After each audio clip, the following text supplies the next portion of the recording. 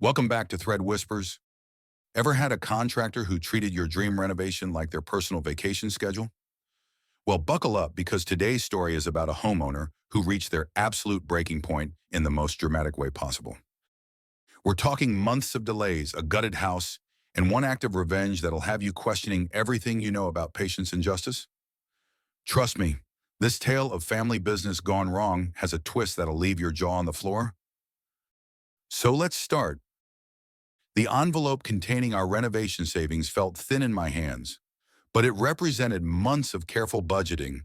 Every skipped dinner out, every declined invitation, every small sacrifice we'd made to finally transform our cramped flat into something resembling a proper home. I wanted to hire a professional builder, someone with credentials and no emotional baggage attached to the job, someone who would treat this as what it was, the most important project of our young marriage.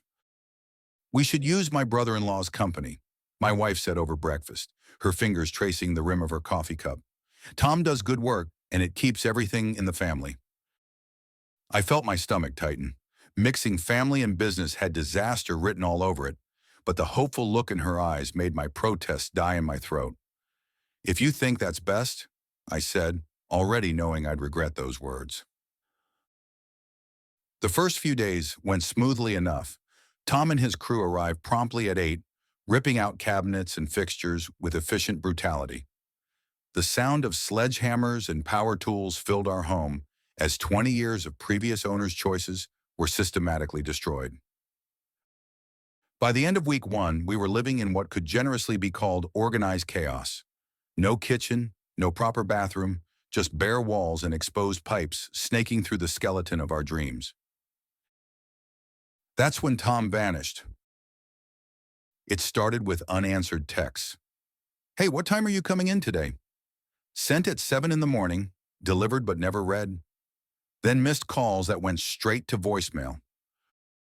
By day 3 of radio silence, panic had settled into my chest like a cold stone.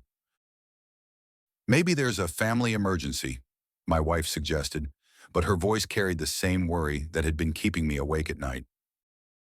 The truth came from Tom's wife during an awkward phone call that Friday. "Oh, didn't he tell you? They left for Spain on Wednesday. 2 weeks in Marbella. It's been planned for months." The phone slipped in my suddenly sweaty palm. 2 weeks. He'd abandoned our gutted flat to sip sangria on a beach, leaving us to camp in our own home like refugees. The camping stove we'd bought for a few days of inconvenience now mocked us from the corner where our kitchen table used to be. Those 2 weeks crawled by like a punishment. We bounced between friends' couches, carrying overnight bags and apologetic smiles. Every morning, I'd come home to shower in the half-demolished bathroom, staring at the exposed pipes and promising myself I'd find a new contractor the moment Tom returned. But when he did return, tanned and relaxed, my wife's family loyalty kicked in again. "Give him another chance," and she pleaded. "Everyone deserves a vacation." The work resumed, but barely. Tom would arrive around 10, putter around for an hour or two, then disappear to pick up supplies or check on another job. What was supposed to be a 2 to 3 week project stretched into its 5th week with painful slowness. The bathroom had a toilet but no door. The kitchen had new cabinets but no countertops. We were living in a permanent state of almost finished. During those long weeks, Tom had taken particular interest in our old butcher's block. It wasn't anything special, just a solid wood surface I'd used for years, scarred with knife marks and stained with memories of countless meals prepared in our tiny galley kitchen.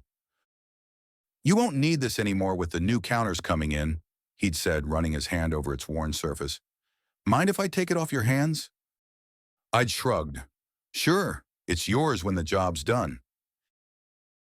That agreement became the source of my growing fury. Every day while my kitchen remained a construction zone, I'd come home to find Tom lovingly restoring that butcher's block. He'd set up a workstation in our living room, sanding paper and tins of oil spread across newspapers. The care he took with it was meticulous, sanding away years of wear, applying coat after coat of rich wood oil, polishing it to a warm golden sheen that made it look better than it had when we'd first bought it. The contrast was infuriating. My half-installed bathroom fixtures collected dust while he spent hours buffing that wood to perfection.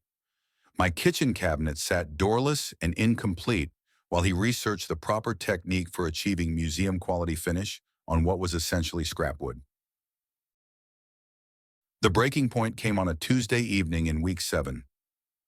I walked through our front door, exhausted from another day of explaining to colleagues why I looked like I'd been sleeping rough, and there it was, the butcher's block, transformed into something beautiful. The wood grains seemed to glow under our temporary lighting, every surface smooth as silk, every edge perfectly rounded. It was craftsmanship porn, a masterpiece of restoration, and behind it, my kitchen remained a wasteland of good intentions. Something snapped inside my chest, not anger exactly, but a cold, crystalline clarity. I walked over to the block, ran my hand across its perfect surface, and made a decision that surprised even me. I dragged it outside. The weight of it fought me, but adrenaline made me stronger than usual. Our wheelie bin sat by the garden gate, already half full with renovation debris. I went back inside, found the hammer from Tom's abandoned toolkit, and returned to deliver justice. The first blow sent a crack through the perfect surface, splitting the wood like a broken promise. The second blow opened it wider. By the 10th, the butcher's block was just expensive kindling, each piece a small monument to my frustration.